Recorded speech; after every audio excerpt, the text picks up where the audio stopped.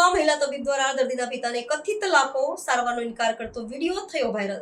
અમદાવાદની 16 સિવિલ હોસ્પિટલમાંથી ફરજ પરના એક મહિલા તબીબ દ્વારા એક દર્દીના વાલી સાથે ગેરવર્તન કરવાનો અને કથિત રીતે લાફો મારવાનો ચોંકાવનારો બનાવ સામે આવ્યો છે।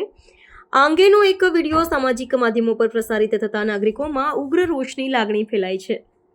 આશીષ હરિભાઈ ચાવડા નામના એક પિતાએ તેમની દીકરીને સારવાર અર્થે સરકારી દવાખાનામાં લાવ્યા હતા, ત્યારે આ અયોગ્ય ઘટના બની હોવાના આક્ષેપો તેમણે કર્યા છે।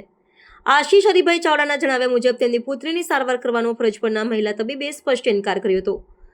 આ બાબતે દલીલ થતા ગુસ્સામાં આવેલા તબીબે કથિત રીતે તેમને થપ્પડ મારી દીધી હતી અને હું તમારી દીકરીની સારવાર નહીં કરું તેવા ઉદ્ગારો કાઢ્યા હતા। જાહેર સેવાના સ્થળે તબીબી વ્યવસ્થા સાથે જોડાયેલા વ્યક્તિનું આવું આઘાતજનક વર્તન અત્યંત અયોગ્ય ગણાય।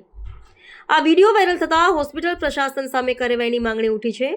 આ ઘટનાએ સરકારી દવાખાનાઓમાં દર્દીના સ્વજનો સાથેના વ્યવહાર અને તબીબી કર્મચારીઓની ફરજ પ્રત્યેની નિષ્ઠા જેવા ગંભીર સવાલો ઊભા કર્યા છે।